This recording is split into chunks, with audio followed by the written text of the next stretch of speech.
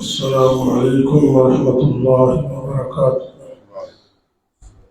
الحمد لله رب العالمين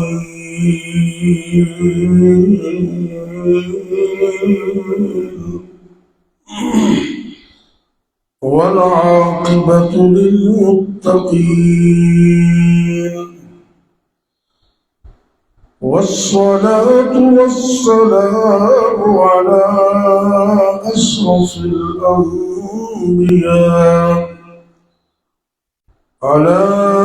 أشرف الأنبياء والمرسلين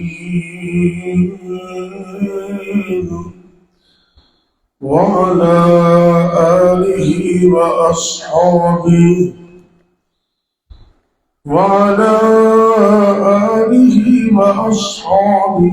أجمعين.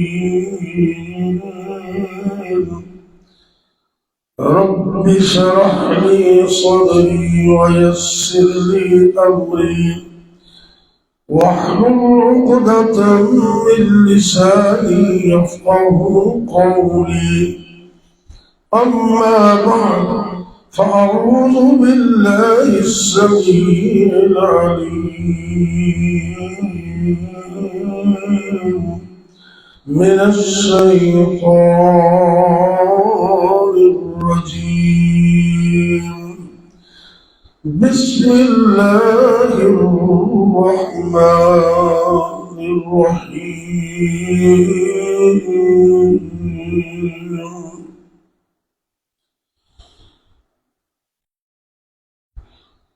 إن المنافقين يخادعون الله وهو خادعهم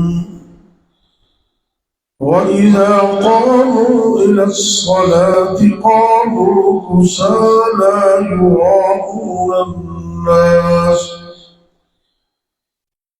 يراءون الناس ولا يذكرون الله إلا قليلا.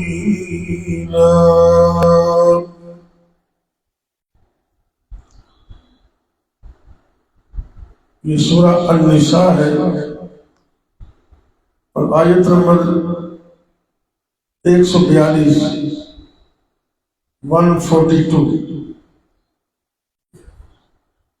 ارشاد ہو رہا ہے ان المنافقین یخادعون اللہ، یقیناً منافق لوگ اللہ کو دھوکہ دینے کی کوشش کرتے ہیں، وَهُوَ خَادِعُهُمْ، حقیقت میں وہ اپنے آپ کو ہی دھوکہ دے رہے ہیں.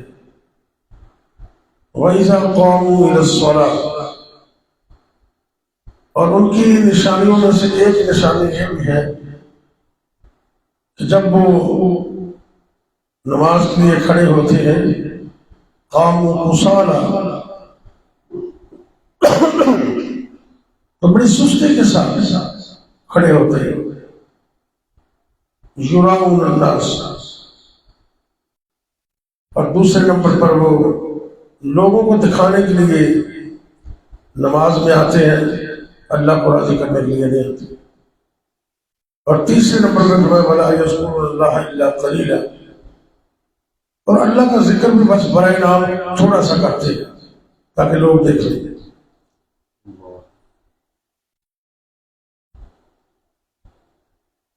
یہ منافقت جو ہے یہ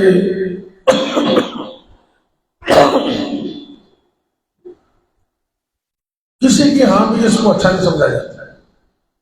بے دین لوگ بھی اس سے گریز کرنے کی کوشش کرتے ہیں اور اس سے نفرت بھی کرتے ہیں. لیکن ایک بنیادی طور پر اس کی دو قسمیں ہیں. ایک ہوتا ہے عقیدے کا نفاق اور ایک ہوتا ہے عمل کا نفاق. عمل میں تو ہمارے اندر کمیاں کوتاہیاں بڑی ہو جاتی ہیں، اللہ تعالیٰ معاف کرنے والا ہے انشاءاللہ. لیکن جو عقیدے کا منافق ہے نا، بڑا گندا ہے، کافر سے بھی بدتر ہے. کافر سے جو نبی کریم صلی اللہ علیہ وسلم کے دور میں کئی لوگ تھے، اللہ نے ان کے بارے میں بتا بھی دیا تھا کہ وہ مسلمانوں کی صفوں میں آئے، کائنات کے پیغمبر صلی اللہ علیہ وسلم کے پیچھے نمازیں بھی پڑھتے تھے، اس کے باوجود وہ منافق تھے۔ اللہ فرماتے کہ نماز میں آتے ہیں بڑے سست نظر آتے ہیں، دنیا کے کام بڑے ایکٹیو ہو کر کرتے ہیں، لیکن جب نماز کی باری آتی ہے تو جیسے کسی نے مار مار کے کھڑا کیا ہوتا ہے نا، بڑی مشکل سے ادھر گرتے ہیں کبھی ادھر گرتے ہیں، ان کی سستی ظاہر ہو رہی ہوتی ہے۔ اور دوسرا لوگوں کو دکھاوے کے لیے، اور تیسرا تھوڑا سا ذکر کرتے ہیں بس برائے نام۔ مومن آدمی تو اللہ کا کثرت سے ذکر کرتا ہے۔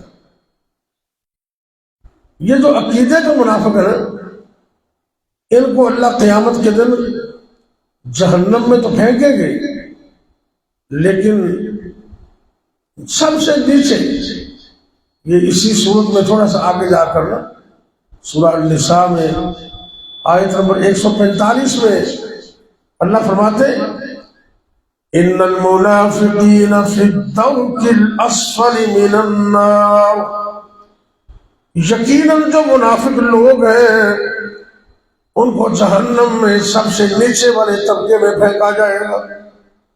کافر بھی اوپر ہوں گے، اللہ کے دشمن بھی اوپر ہوں گے، لیکن سب سے نیچے یہ جو منافق ہیں، عقیدے کے منافق، ان کو پھینکا جائے گا، یہ کہ کافر سے بھی بدتر ہے۔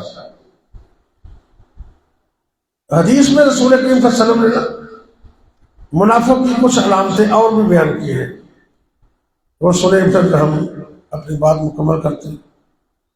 ایک حدیث میں 3 علامتیں ہیں، آیت المنافق کی ثلاث، اور ایک میں 4 ہیں۔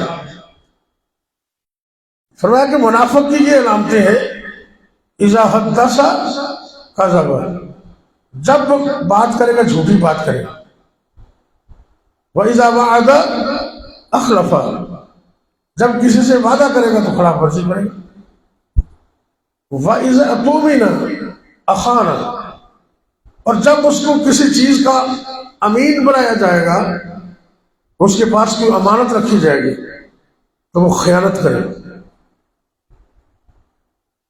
اور دوسری حدیث میں چوتھی علامت یہ ہے وَإِذَا خَاصَمَ فَجَرَ، جب جھگڑا ہو جائے تو پھر گالیوں پہ اتر آتا ہے، گالیاں دیتا ہے، ماؤں کی، بہنوں کی، پتہ نہیں کتنے کتنے گالیاں۔ یہ منافق کی نشانی ہے۔ اور بدقسمتی سے آج مسلمانوں کے اندر یہ نشانیاں پائی جاتی ہیں، کسی میں 1، کسی میں 2، کسی میں 3، اور کسی میں 4 کی 4۔ اور آپ نے فرمایا کہ جس میں 4 جمع ہو جائے نا، کانا منافقا خالصا، پکا منافق ہو گئے۔ لیکن عقیدے کے منافق سے پھر بھی وہ نیچے ہے۔ اللہ اکبر۔ تو گالی دینا یہ ہمارے معاشرے کے اندر ایک عام رواج بن گیا۔ ہم نا جامعہ سلفیہ فیصل آباد میں پڑھتے رہے، تو مجھے کچھ دوستوں نے بتایا ایک کمرے میں کچھ دوست رہتے تھے، 4، 5، 6 لوگوں کو ایک کمرہ الاٹ ہوتا تھا۔ ایک امیر بنا لیتے تھے وہ تاکہ معاملہ اچھی طرح چلے۔ انہوں نے طے کر لیا کہ ہم کمرے کے 5، 6 جتنے لوگ ہیں اردو بولیں گے، اردو بولیں گے، پنجابی نہیں بولیں گے۔ تھے وہ پنجابی سارے، وہ قصور کا کل ہوگا، طے ہو گیا کہ ٹھیک ہے اردو بولیں۔ اور ایک دن شیطان کا داؤ لگا، 2 طالب علم نوجوان آپس میں لڑ پڑے، اور جب لڑائی ذرا عروج پہ پہنچی وہ پنجابی میں گالیاں دینے لگے، تو ساتھ وقت دوست کہنے لگے اردو میں لڑنا بھی ہے تو اردو میں لڑنا۔ وہ کہتے ہیں یار نہیں، جدو گانا کٹی ہے نا پنجابی سے مزہ آ رہا ہے، اردو سے مزہ آ رہا ہے۔ یہ ہمارا ایک سٹائل بن گئے۔ گالیاں دینا یہ اللہ والوں کا کام نہیں ہے، نبیوں کا کام نہیں ہے۔ اللہ زیادہ سے زیادہ اگر آپ جواب دینا چاہتے ہیں تو یہ کہہ دیں جیسے تو نے مجھے کہا ویسا ہی کیوں ہے، زیادہ سے زیادہ۔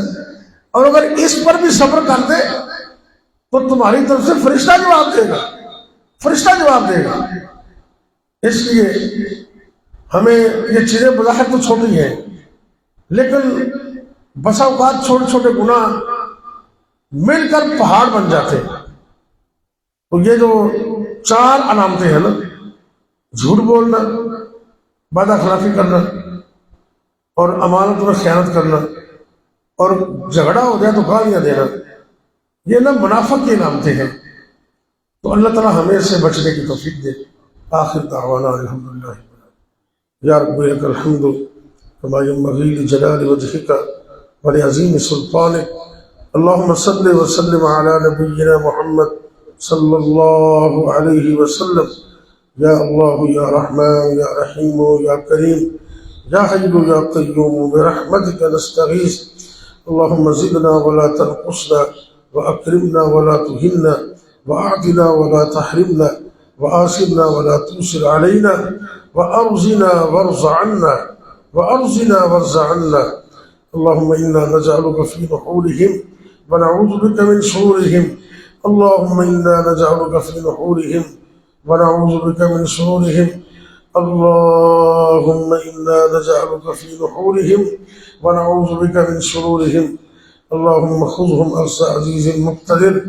ربنا آتنا في الدنيا حسنة وفي الآخرة حسنة وقنا عذاب النار۔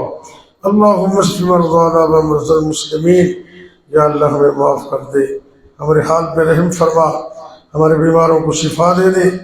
یا اللہ ہمارے جسموں کے اندر ایک ایک وائرس بیماری نکال دے، ایک ایک عذر کو ساری زندگی کے لیے صحیح فرما دے، تا حیات تندرستیاں عطا فرما دے۔